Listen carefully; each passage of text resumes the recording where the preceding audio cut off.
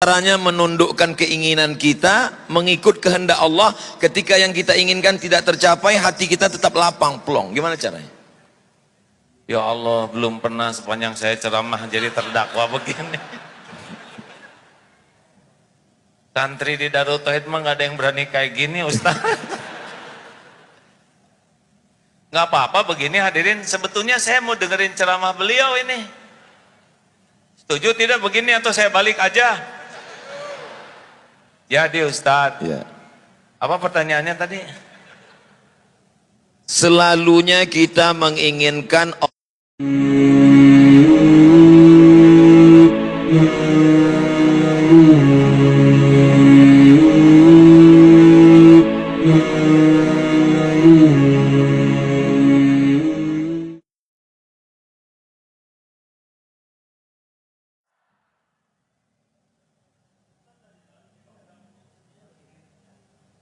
Silakan untuk Syekh. Ya. Bismillahirrahmanirrahim. Assalamualaikum warahmatullahi wabarakatuh.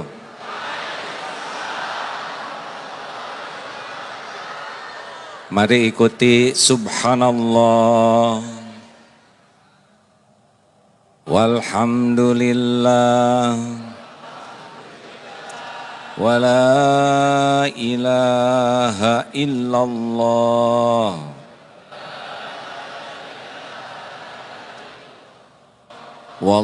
wallahu akbar la haula wala quwwata illa billah al-aliyyil azim. Allahumma salli wa sallim wa barik ala sayyidina Muhammadin wa ala alihi wa ashabihi ajma'in. Ya Allah, berkahi majlis ini ya Allah. Catatkan siapapun yang menyimak, yang hadir menjadi hamba yang Engkau ridhoi. Bukakan hati kami menerima kebenaran-Mu ya Allah. Tuntun kami agar dengan niat yang ikhlas, ilmu yang manfaat, amal yang Engkau terima. Taqabbal minna ya karim, innaka antas sami'ul alim. Amin ya rabbal alamin. Alhamdulillah hadirin sekalian, kajian ini yang biasa dilakukan bulanan tahun-tahun yang lalu, hari ini Allah datangkan saudara kita Ustadz Abdul Somad. Semoga Allah menyayangi dan melindungi beliau selamanya. Amin. Terima kasih atas kehadiran Bapak Ibu. Acara ini sebelumnya diadakan persiapan untuk pembukaan Masjid Darul Tauhid di Barelang. Alhamdulillah. Pak Sekda, Pak Majelis Ulama, Masya Allah juga dari DKM. Alhamdulillah, terima kasih sudah memfasilitasi semua ini. Juga kawan-kawan semua, Masya Allah. Adek, boleh berdiri asal yang belakang tidak ada yang terhalangi ya. Syarat berdiri yang utama adalah jangan pernah membuat orang lain terhalangi. Silakan berdiri, catatannya yang belakang tidak boleh terhalangi. Setuju? Terima kasih Ustadz. Kenapa seperti yang Ustadz Abdul Somad ini oleh Allah ditakdirkan usianya lebih muda dari A. Ngomong-ngomong berapa usia sekarang Ustadz? 24 rasanya.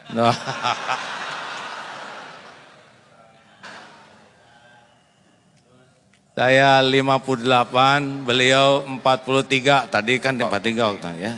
Yang asli. Baru ingat tahun 2020. Oh, alhamdulillah. Ya insya Allah setiap ulama pasti ada cobaannya. Amin ya Allah. Dan cobaan itu pasti akan membuat semakin bisa dekat dengan Allah. Amin ya Allah. Ustadz, kalau naik pesawat, Ya. pesawatnya lancar, Ustadz lihat banyak yang zikir tidak di pesawat. Tidur semua. Tidur. Kalau pesawatnya digoncang, apa yang terjadi? Pada zikir tidak? Allah semuanya menyebut Masya Allah, Allahu Akbar, takbir semua. Gitu ya. Nah, itulah pentingnya goncangan ya. Ya Allah. Kalau tidak digoncang cenderung lupa ke Allah. Kalau di Allah Akbar, begitulah hadirin sekalian ya. Silakan Ustadz yang mendahului, saya bagian menyimak. Dalam programnya sebetulnya saya jadi pembawa acara malam ini. Oh iya? Iya. Kok sama dengan program saya juga pembawa acara. Jadi jamaah sekalian, malam ini kita bersyukur pada Allah kedatangan seorang ulama. Saya diberikan kesempatan untuk membuka acara ini. Mari kita buka dengan ucapan basmalah. Mari kita dengarkan baik-baik kajian tauhid yang disampaikan oleh Al-Mukarram Kiai Haji Abdullah Gimnastia. Kita gunakan telinga dengan baik, catat dengan baik. Mudah-mudahan ilmu yang kita peroleh malam ini dapat membekali kita menjalani hidup diridhoi Allah Subhanahu wa taala. Kebalik. Baiklah, karena saya dianggap lebih tua, awalnya begini ya.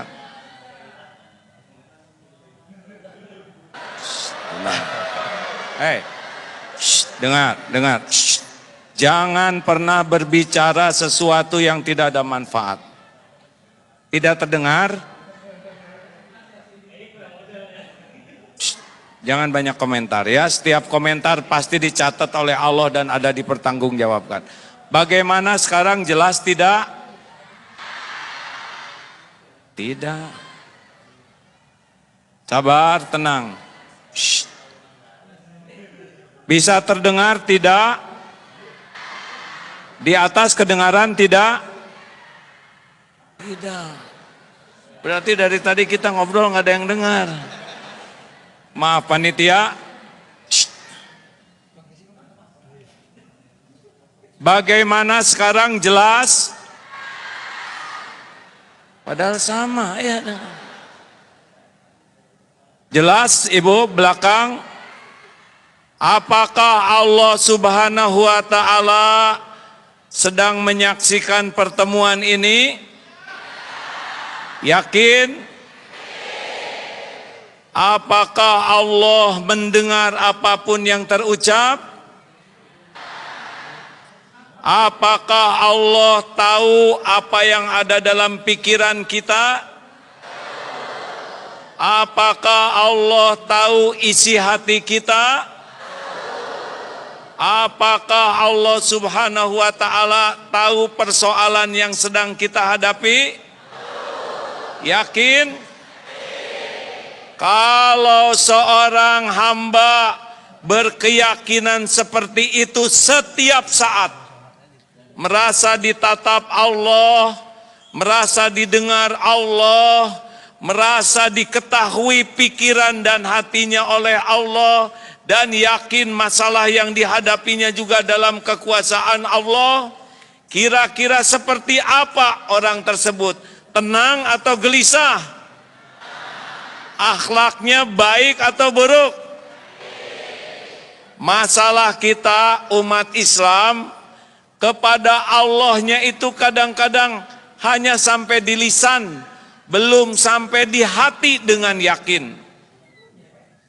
Sedikit Ustadz izinkan membuka acara ini ya, nanti Ustadz yang menyampaikan aslinya. Kedengaran ke atas? Alhamdulillah. Kenapa umat Islam belum seindah akhlak yang diharapkan oleh Rasulullah SAW? Satu, karena banyak di antara umat Islam belum belajar tentang indahnya Islam. Lebih banyak melihat, mendengar pelajaran yang tidak sesuai dengan tuntunan. Satu. Yang kedua, kenapa umat Islam akhlaknya, perilakunya belum seindah semestinya? Yang kedua, karena kita sering belajar agama ke majelis taklim, tapi belum tentu niatnya ingin dekat dengan Allah. Tidak jarang datang ke sekolah Islam, kampus Islam, pesantren, tapi yang dicarinya dunia. Ingin gelar, pangkat, jabatan dari agama. Padahal ilmu agama ini justru untuk membuat dekat dengan Allah.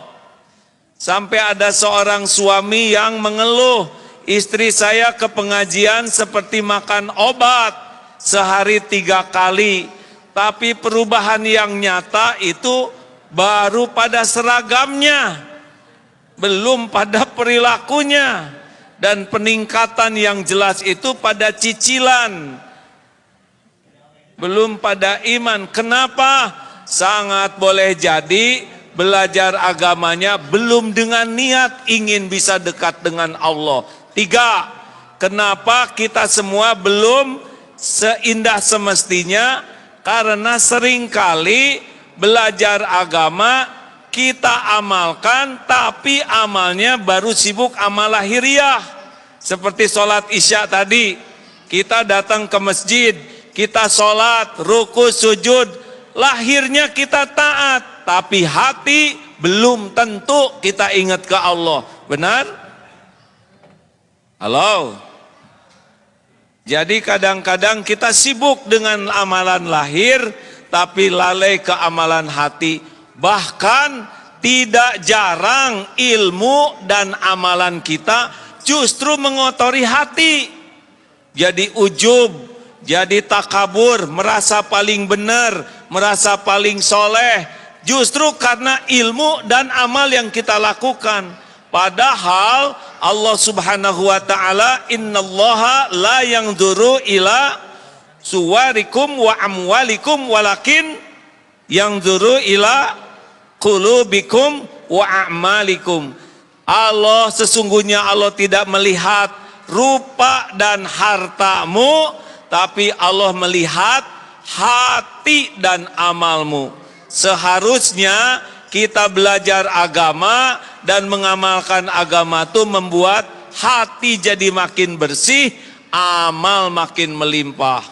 Demikianlah pendahuluan dari acara kajian malam ini.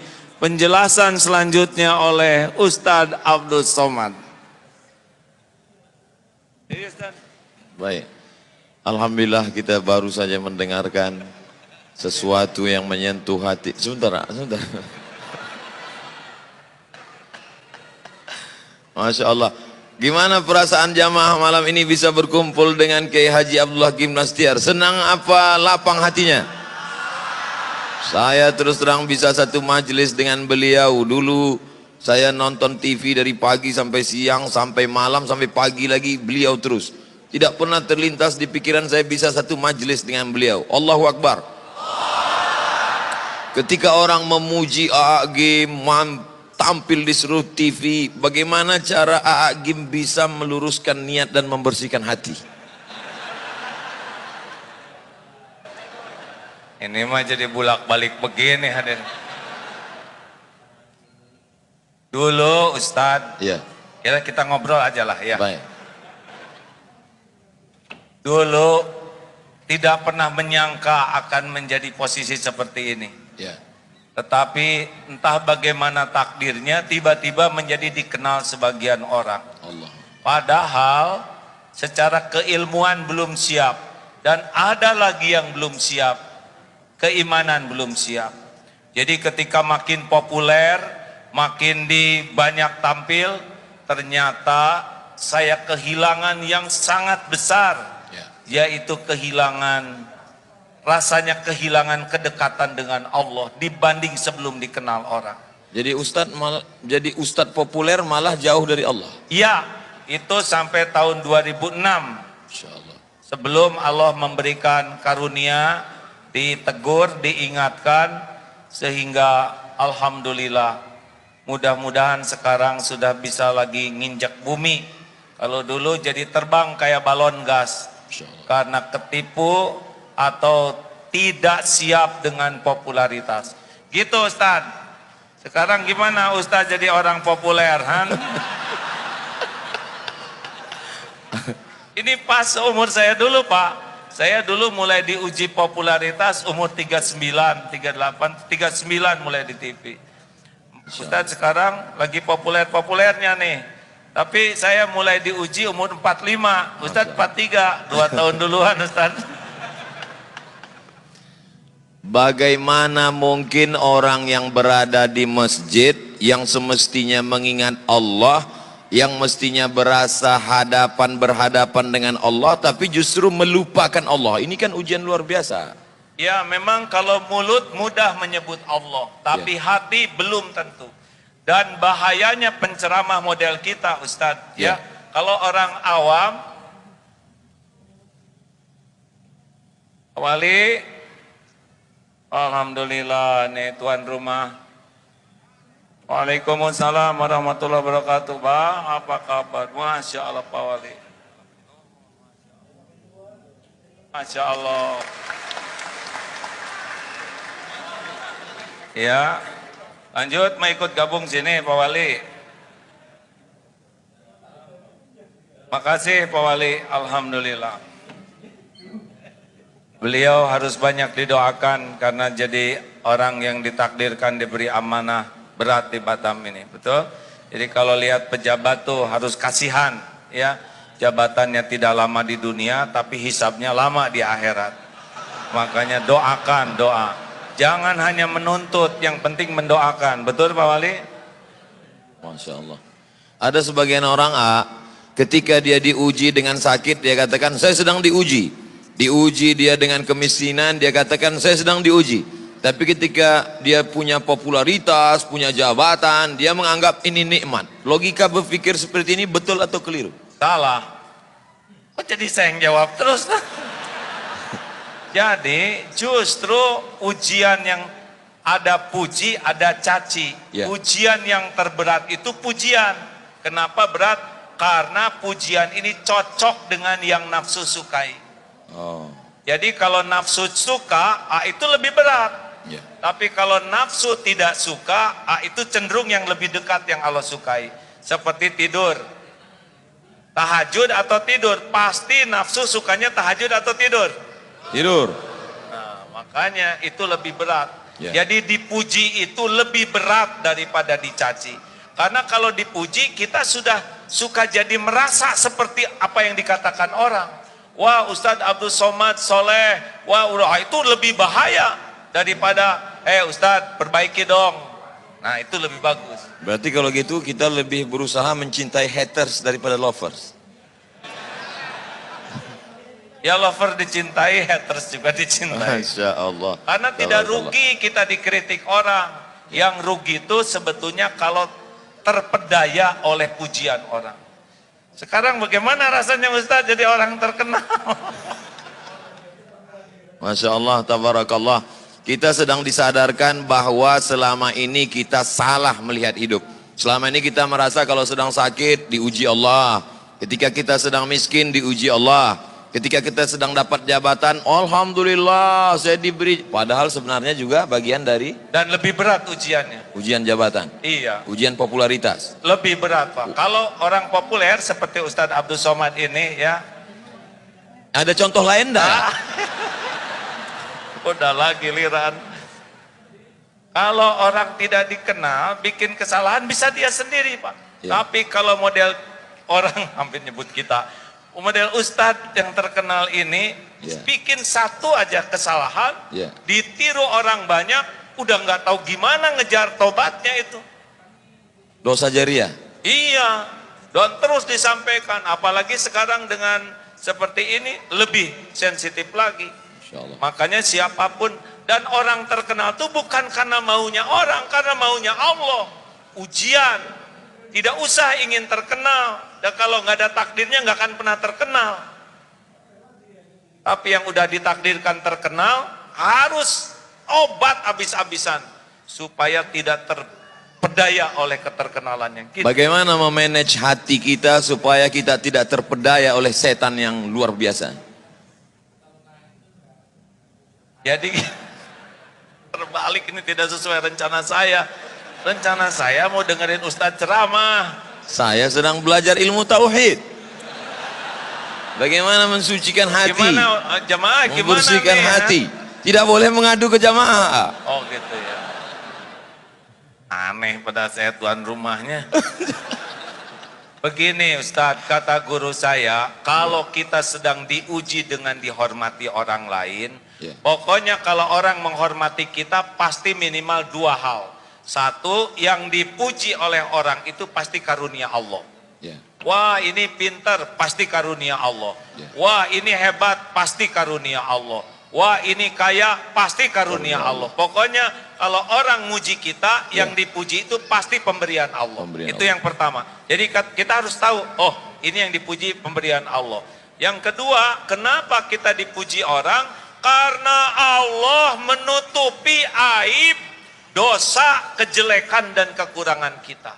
Nah kata guru saya, kalau kita sedang dikagumi orang, dipuji orang, sibuk lihat apa yang Allah tutupi daripada sibuk menikmati pujian penghargaan orang. Masya Allah, tabarakallah. Jadi sebenarnya ketika kita sedang dimuliakan, diagungkan, dihormati, disanjung tinggi, sebetulnya bukan prestasi kita, tapi karena pemberian pinjaman Allah, dan Allah menutupi aib cacat kita. Benar, dan itu ujian lebih berat daripada nggak ada yang muji. Kenapa Allah tidak buka? Itu semua karena sayang Allah kepada kita. Sayang Allah. Mungkin doa orang tua, mungkin kita pernah nolong seekor kucing, mungkin kita pernah ngasih minum burung, dan Allah suka dengan kebaikan kita yang kita tidak merasa hebat dengan kebaikan itu, tapi Allah suka. Biasanya orang bicara tentang masalah dunia ini, dia melihat yang di luar, ekonomi, politik, sosial, budaya. Tapi lebih mengajak kita untuk melihat ke dalam. Sebenarnya masalahnya ada di dalam hati kita. Mengapa? Lah kan jelas sekali Ustaz. Innallaha la yanzuru ila suwarikum wa amwalikum walakin yanzuru ila qulubikum wa a'malikum. Allah tuh tidak lihat rupa dan harta, tapi Allah melihat hati dan amal. Ustaz maaf ya, mungkin Ustaz apa? Ustaz lebih hafal tentang dalil yang 3 dihisab pertama. Yang pertama mujahid, yang merasa berjuang sampai terbunuh di medan perang. Dan ketika dihisab, ditampakkan nikmat, dia mengakuinya. Apa yang kau lakukan? Ya Allah, saya sudah berjuang sampai saya mati di medan perang. Saya lakukan lillahi ta'ala. Apa Allah menjawabnya? Kadzabta, dusta kamu, bohong kamu. Kamu berjuang karena ingin dianggap pemberani, dan sudah engkau dapatkan pujian itu. Akhirnya dia diseret, tertelungkup, masuk ke dalam neraka. Bukan kurang perjuangannya, bukan kurang pengorbanannya, bukan kurang pengakuannya, yang kurang cuma satu. Hatinya lebih suka dipuji oleh manusia daripada kedudukan di sisi Allah. Walaupun dalam pandangan manusia dia seorang mujahid, mati jihad fisabilillah, berdarah-darah. Iya, tapi Allah kan tahu hati orang. Yang kedua, orang yang belajar agama dan yang mendakwahkannya seperti Ustadz Abdul Somad, Ustadz yang lain. Belajar sampai ke Mesir, sampai ke Maroko. Itu yang kedua. Merasa lama di Arab. Padahal onta lebih lama. Yang kedua. Yang ketiga kita akan lanjutkan setelah yang satu ini. Minum dulu. Minum dulu Ustadz. Ini lagi seru-serunya kita minum. Fadal. Masya Allah, tabarakallah. Yang kedua itu yang belajar agama dan mendakwahkannya, belajar Quran dan membacanya. Tidak semua ke surga. Jadi jangan kaget kalau di akhirat, na'udzubillahi min dzalik, ada ulama yang terkenal di dunia tapi tidak ke surga. Ilmunya luas, dalilnya bagus, baca Qurannya fasih, hafal Quran, tapi ketika dihisab, kadzabta, dusta kamu. Kamu belajar agama dan dakwah karena ingin dianggap alim, dianggap ulama, dai, kondang, dan sudah engkau dapatkan di dunia, diseret ke neraka. Engkau ingin dianggap qori dan sudah engkau dapatkan. Tidak kurang ilmunya, tidak kurang Qurannya, yang kurang satu saja. Apanya Ustaz? Keikhlasan hati. Hatinya.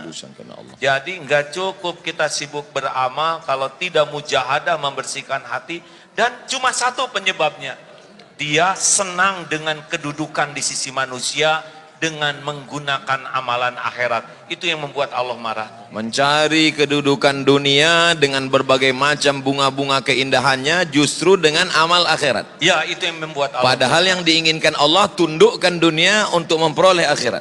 Iya, coba jelaskan itu Ustaz.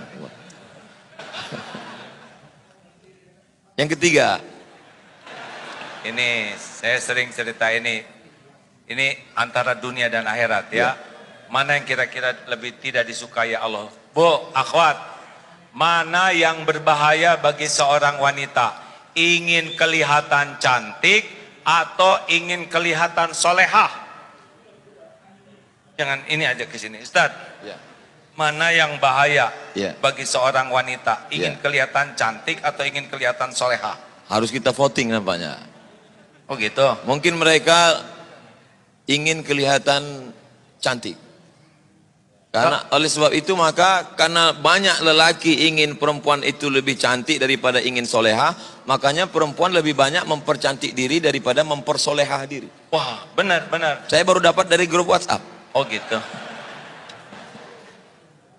Tapi yang bahaya tuh ingin kelihatan soleha.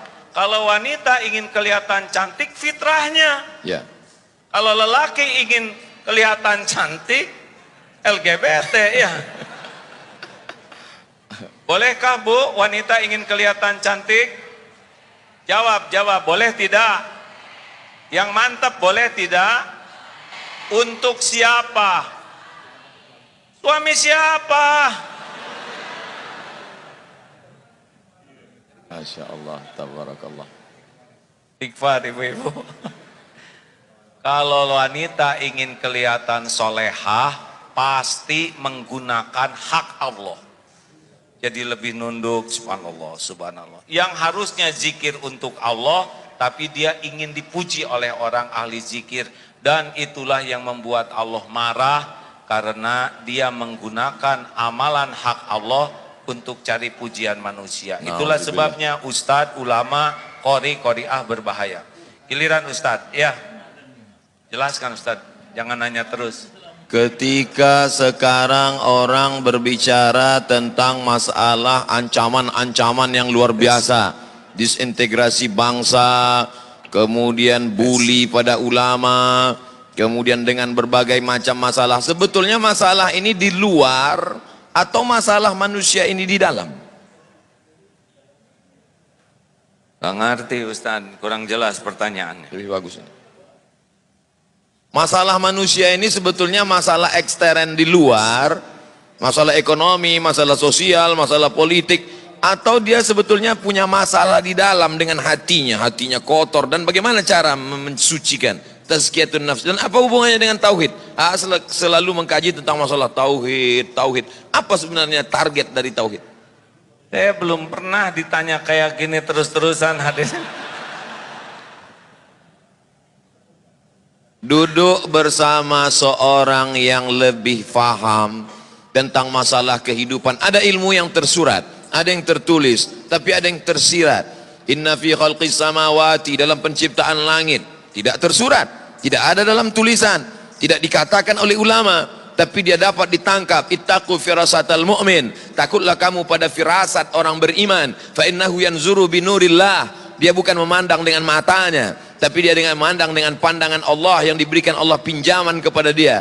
Maka duduk sejenak dengan orang berilmu sama dengan duduk berjam-jam bahkan berhari-hari di perpustakaan. Kita nikmati duduk bersama dengan orang berilmu ini, maka kita ambil semuanya, mudah-mudahan jadi bekal kita di masa akan datang. Takbir. Semangat mereka. Kita dengarkan jawabannya. Tauhid, tauhid. Seumur-umur saya ceramah, baru kali ini saya dipaksa menjawab begini. Ilmu yang saya dapatkan begini, mengapa Rasulullah SAW diutus ke bumi? Ya. Innama bu'itstu liutammima makarimal akhlak. Sesungguhnya hamba diutus ke bumi hanyalah untuk menyempurnakan kemuliaan akhlak. Ya. Beliau bersimbah keringat, air mata, bahkan darah, agar kita semua memiliki akhlakul karimah. Karena semua masalah itu gara-gara akhlak yang buruk. Akhlak. Politik itu tidak ada masalah, tapi menjadi masalah kalau berpolitik dengan akhlak yang buruk. Ekonomi itu juga tidak masalah, tapi jadi masalah kalau akhlak buruk. Dalam rumah tangga juga yang jadi masalah itu adalah akhlak. Benar? Ada ikhwan yang belum nikah? Maaf, akhwat ada yang belum nikah? Coba dengar ini ya, akhwat khusus bagi yang belum nikah, yang udah terima apa adanya ya. Akhwat maukah punya suami yang rupawan? Jawab, jawab. Sudah rupawan, pinter mau? Sudah rupawan, pinter, banyak uangnya mau? Tapi akhlaknya bejat mau? Jelas? Ada harapan untuk saudara-saudara ya, yang kurang rupawan, kurang pinter, kurang duit, asal akhlak mau? Akhlak, betul? Coba ikhwan, maukah punya istri rupawan? Udah rupawan, pintar, udah pintar, banyak uangnya, tapi akhlaknya mulia. Dengar akhwat, suara terkeras bukan masalah rupa, tapi masalah akhlak, benar? Nah, akhlak itu menurut ilmu yang saya dapatkan pilarnya dua. Jadi kalau orang ingin berakhlak baik meniru Rasulullah, itu pilarnya dua. Satu, kepada pencipta, kepada Allah Subhanahu wa Ta'ala, benar bersih tauhidnya. La ilaha illallah, tiada ilah selain Allah. Hatinya itu tidak menuhankan apapun selain Allah. Tidak menuhankan harta, gelar, pangkat, jabatan, walaupun dia punya, tapi tidak ada lengket di hatinya terhadap dunia ini. Allah saja, mau dia jadi menteri, jadi gubernur, jadi wali kota, jadi tidak ada masalah. Hatinya tuh, saya bukan hamba siapa-siapa selain hamba Allah. Buahnya dua, patuh dan pasrah. Cirinya juga dua, roja dan khaufnya kepada Allah. Itu tauhid. Nah, yang kedua, kaki yang kedua adalah kepada ciptaan. Ciptaan Allah. Makhluk. Rahmatan lil alamin. Kepada pencipta bertauhid, kepada ciptaan rahmatan lil alamin. Penuh kasih sayang, keinginan agar orang-orang itu punya nikmat iman, bisa selamat dunia akhirat. Itu Ustadz yang saya tahu. Itu makanya AA Gim selalu mengkaji masalah tauhid, bahkan pondoknya Darut Tauhid. Pertanyaan yang menggumpal, mengkristal di kepala kita selama ini, mengapa tauhid?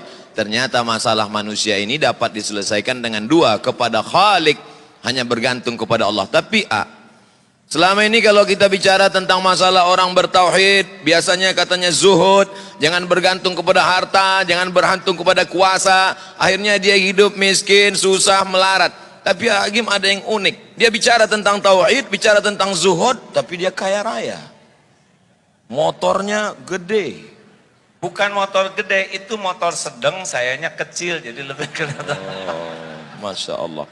Bicara tentang masalah tauhid, orang selalu mengatakan kalau sudah tauhid kita murni, jangan lagi memandang kepada harta, tinggalkan ekonomi, tinggalkan. Tapi justru Agim tidak demikian. Tauhid tetap, tapi kita lihat kehidupannya baik, ekonominya mapan, kehidupannya bagaimana menyeimbangkan ini sehingga umat tidak tersesat dalam pemahaman yang keliru, memahami Islam. Jadi begini Ustadz, Ya. Tidak menuhankan itu bukan berarti tidak punya. Kata kuncinya bukan berarti tidak menuhankan, berarti tidak punya. Iya, gini, kita punya harta tapi tidak menuhankan harta, itulah zuhud. Allah. Ada orang yang tidak punya harta tapi menuhankan harta, tetap saja dia walaupun bokeh tetap tidak bagus, itu yakinnya. Orang yang tidak punya harta tapi menuhankan harta, ingin punya harta padahal tidak punya harta, masuk nerakanya 2 kali berarti. Gak tahu juga Ustaz, itu urusan Allah. Tapi udah pasti menderita, karena setiap kali kita mengilahkan sesuatu selain Allah, Allah kan tahu isi hati kita, pasti Allah turunkan gelisah. Jadi kalau misalkan udah menyandar nih ya, udah ingin dipuji, ingin dihormati, ingin dikagumi, ke makhluk, udah pasti Allah naruh di hati ini kegelisahan, kesengsaraan. Makanya kalau punya dunia nggak ada masalah, tapi jangan sampai menganggap dunia inilah penjamin hidup kita. Zuhud itu kan bukan tidak punya uang, Ustadz. Ya. Orang yang zuhud itu mau punya 1.000, 1.000.000, 1.000.000.000 sama, karena dia lebih yakin dengan jaminan Allah daripada apa yang ada di tangannya. Itu zuhud. Bagaimana menguatkan keyakinan? Harus dilatih, Ustadz. Cara melatihnya? Ya, misalkan ini nanti ada sedekah, ya. Ya. Jangan suka ragu-ragu, sedekah berapa? Nggak usah dihitung-hitung. Ada Ya. sini, coba aja keluarin. Buka jam, keluarin. Cincin keluarin, pasti nyesel.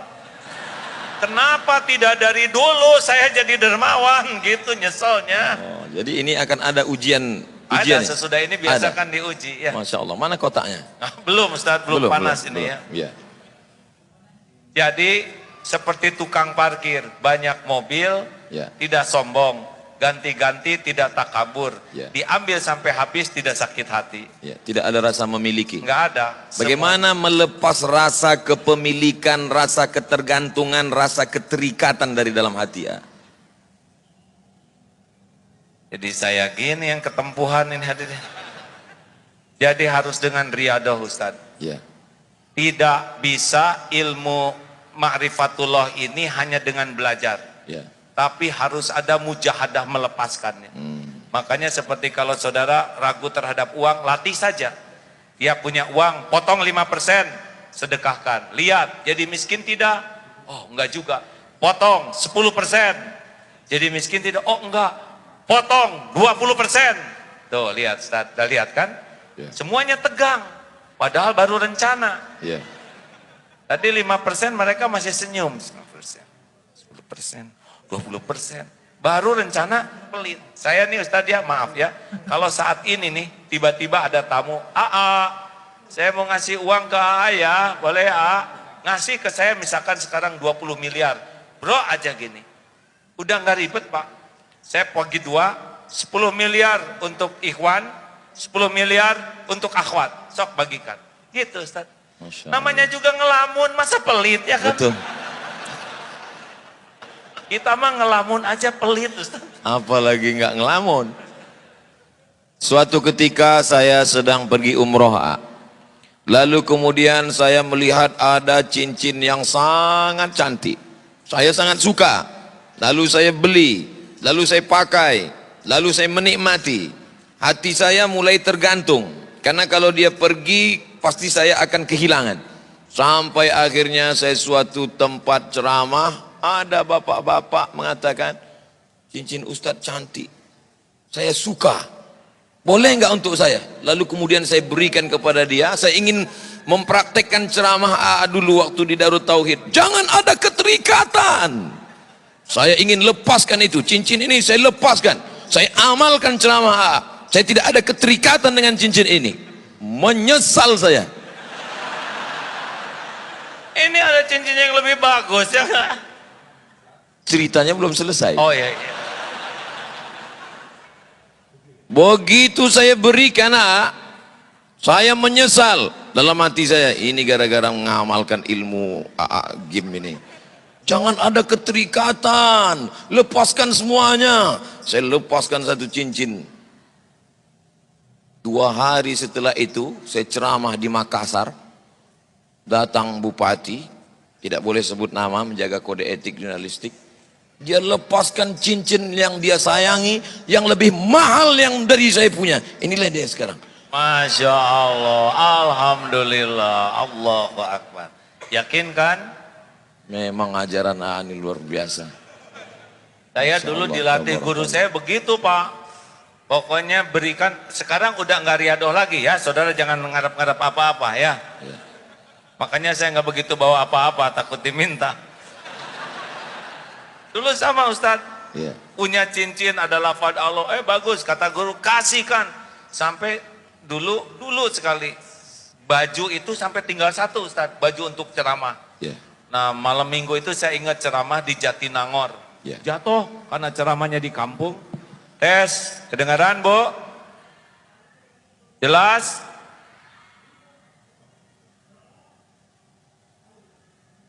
Dari tadi tidak kedengaran. Yang sebelahnya gini, yang sebelahnya gini, gimana? Jelas sekarang? Ya memang hidup tidak mungkin memuaskan setiap orang. Nah hadirin, saya ingat tuh Ustadz, Ya. pada subuh, waktu itu saya masih tinggal dengan orang tua. Ya. Sedih karena pagi harus ceramah, tapi baju tidak ada karena yang semalam kotor. Ya Allah, saya sudah berusaha ngamalkan perintah guru saya, dan sekarang saya nggak punya baju ganti untuk ceramah. Masya Allah tuh pada subuh, Ya. datang tuh tamu bawa baju batik 2 seperti ini, safari. Belum pernah saya punya baju batik. Tolong pakai ini. Saya beli tapi kekecilan, mungkin dia cocok 2 sekaligus tuh. Alhamdulillah, Allah ilhamkan beli tapi dibikin kekecilan sehingga ngepasnya buat saya. Jadi benar-benar tidak akan pernah balasan dari Allah itu mengecewakan. Gimana kalau ketika memberi itu ada harapan dalam hati, mudah-mudahan Allah balas, Allah ganti, boleh nggak? Boleh, karena ngarep-ngarepnya dari Allah. Hanya levelnya belum level bagus. Kalau level yang paling bagus VVIP tanpa ada harapan sama sekali. Allah udah tahu kita berharap di hati kecil. Ya. Allahu Akbar. Kan lintasan hati, wa huwa alimum bidatis sudur. Wa asiru qaulakum awijharu bih innahu alimum bidatis sudur. Mau engkau rahasiakan kata-katamu, mau engkau keraskan seperti ini, sesungguhnya Allah tahu isi hati. Al-Mulk 13. Ya. Allahu Akbar. Sulitkah bagi Allah Subhanahu wa taala memberikan yang kita minta? Kenapa Allah tidak pernah mengabulkan semua keinginan kita? Apa rahasia di balik itu? Karena belum tentu baik yang kita inginkan. Wa asa an takrahu syai'a wa huwa khairul lakum wa asa an tuhibbu syai'a wa huwa syarrul lakum. Boleh jadi engkau tidak suka, padahal baik menurut Allah bagimu, dan boleh jadi engkau suka padahal buruk menurut Allah. Wallahu ya'lamu wa antum la ta'lamun. Jadi kekeliruan kita selalu menginginkan Allah ikut nafsu kita. Benar Ustaz. Padahal semestinya kitalah yang menurut Allah. Sebetulnya tidak penting keinginan kita itu, yang terpenting keinginan Allah yang terjadi pada diri kita. Bagaimana caranya menundukkan keinginan kita, mengikut kehendak Allah, ketika yang kita inginkan tidak tercapai, hati kita tetap lapang, plong. Gimana caranya?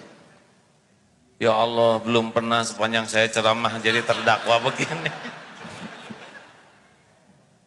Santri di Darul Tauhid mah gak ada yang berani kayak gini Ustaz. Nggak apa-apa begini hadirin, sebetulnya saya mau dengerin ceramah beliau ini. Setuju tidak begini atau saya balik aja? Jadi Ustadz, apa pertanyaannya tadi? Selalunya kita menginginkan Allah mengabulkan keinginan kita. Ketika Allah tidak memberi apa yang kita inginkan, lalu kita merasa sempit, sulit, marah. Bahkan tidak sedikit dari orang marah kepada Tuhan. Na'udzubillah. Bagaimana kita menundukkan keinginan kita mengikut kehendak Allah dengan hati yang lapang? Memang ini tauhid. Kalau kita tahu Allah Maha tahu yang terbaik bagi kita, kita tidak akan ngotot dengan keinginan kita. Kita pasti melakukan 2 hal. Satu, musyawarah dengan orang yang ahlinya. Yang kedua, istiqoroh. Tugas kita kan cuma 3. Meluruskan niat, menyempurnakan ikhtiar, dan pasrahkan kepada Allah. Kita ini hamba, tidak berhak mengatur Allah. Kita ini hanya melurus, tugas kita kan bukan menentukan sesuatu. Tugas kita tuh niatnya lurus, lillahi ta'ala, ikhtiarnya maksimal di jalan Allah. Dan yang ketiga, kalau baik silahkan, kalau tidak baik jangan. Mungkin praknya ini yang penting tuh Ustaz. Kalau orang tidak pakai prolog niat cara yang benar dan tawakal, pasti luka. Ini kan prinsip luka di hati itu kan karena melekat. Seperti perangko melekat di amplop, ketika dicopot robek dia. Nah, kemelekatan hati kita, lengketnya hati dengan sesuatu, itulah yang bikin kita banyak sakit hati. Karena melekat. melekat. Kayak pengen dipuji, orang tidak muji, sakit hati. Pengen dihormati, orang tidak menghormati, sakit hati. Gitu. Keinginan sumber penderitaan. Oh ya? Iya benar juga. Ada lagunya itu, Pak. Coba Ustadz jelaskan lagu keinginan sumber penderitaan. Semakin besar keinginan, semakin besar hawa nafsu, semakin besar kekesalan dan penderitaan ketika tidak terkabul. Karena kita sudah membuat suatu obsesi besar. Tapi kalau kita lihat hadis Nabi SAW, Nabi berkata, saat aku lihat percikan batu pertama, kamu akan membebaskan Rom. Saat aku lihat percikan batu pertama ketika menggali khandak parit, ketika berbenturan pacul besi itu dengan batu, aku melihat cahaya, kamu akan membebaskan Yaman, kamu akan membebaskan Syam, kamu akan membebaskan Rom. Apa beda obsesi keinginan dengan cita-cita? Karena Nabi mengajarkan kita punya cita-cita tinggi. Ada dalilnya, ihris ala ma yanfa'uk wasta'in billah wala ta'zaz. Yang lanjutan dari al-mu'minul qawi. Ya, ahabbu ilallah minal mu'min. Ya, al-mu'minul qawi khairun wa ahabbu ilallah minal mu'mini dhaif wa fi kullin khairun. Mukmin yang kuat lebih baik dan lebih dicintai Allah daripada mukmin yang lemah, walau pada keduanya ada kebaikan. Ihris ala ma yanfa'uk. Bersungguh-sungguhlah, antusiaslah, semangatlah dengan apa yang bermanfaat bagimu. Ada lanjutannya, wasta'in billah. Minta tolong ke Allah, wala ta'jaz, dan janganlah kamu bersikap lemah. Jadi kata kuncinya adalah bermanfaat atau tidak bermanfaat dan minta tolongnya kepada Allah. Silakan punya cita-citi setinggi bintang di langit, tapi jangan pernah lepas dua, bermanfaat atau tidak bermanfaat. Cita-cita ingin jadi gubernur boleh apa enggak? Boleh. Bukan obsesi, bukan menurut hawa nafsu. Tergantung dalam bayangannya gubernur itu apa. Bahkan cita-cita jadi ulama juga harus dipertanyakan. Ya. Kamu ingin jadi apa? Saya pengen jadi ulama. Kenapa? Karena ulama itu keren, dihormati orang, pulangnya dapat amplop. Dunia itu bukan pengen akhirat. Nah kalau gitu ulamanya tuh dunia, itu nggak boleh. Dia pengen jadi ulama versi itu. Kalau saya ingin jadi ulama, kenapa? Karena saya ingin punya hati yang takut ke Allah. Bagus. Pengen jadi gubernur, boleh. Terserah mau jadi apa. Dengan jadi gubernur, mudah-mudahan saya bisa mengambil keputusan yang paling adil. Karena Indonesia ini dibangun dengan negara kesepakatan. Tolong ini teman-teman disimak ya. Indonesia ini dulu awalnya dibangun oleh kesepakatan para tokoh-tokoh kita. Tidak hanya umat Islam, tapi ada juga tokoh-tokoh yang selain agama Islam sepakat membangun negeri ini dengan berdasarkan Pancasila. Itu kesepakatannya. Nah kita misalkan sekarang sudah ada, kita harus menyadari bahwa memang cikal bakalnya ini adalah kesepakatan, bukan hanya milik umat Islam. Jadi kita harus mengerti dan menghargai hak-hak orang lain juga, karena memang kesepakatannya begitu. Jadi kalau saudara ada di Australia, ya memang begitu kesepakatan awalnya. Nah kita kalau saudara pengen jadi gubernur, dengan begini saya mudah-mudahan bisa bersikap adil kepada umat Islam, mudah-mudahan bisa menjadi tauladan, mengajak ibadah dengan benar, berakhlak dengan baik. Kalau niatnya jadi pejabat untuk keadilan, untuk kemaslahatan, jadi tidak jadi udah dapat pahalanya. Manfaatnya paling tidak Kiai Haji Abdullah Gimnastiar bisa memuluskan, merubah Bank Riau Kepri menjadi Bank Riau Kepri Syariah. Baik apa tidak baik itu? Ulangi. Bank Riau Kepri konvensional. Kalau ada orang yang suka ngaji, punya kekuasaan, bisa berubah menjadi Bank Riau Kepri Syariah. Itu ada manfaat atau tidak ada manfaat di dalamnya? Saya kira setiap transaksi kebagian pahalanya itu. Setiap transaksi? Ya, kepala daerah yang memberikan keputusan seperti itu dapat pahala. Karena untungnya jadi kepala daerah, jadi pemimpin tuh, kalau menentukan kebaikan beliau dapat pahala mengalir. Bonus. Tuh, Pak Wali Kota. Allahu Akbar.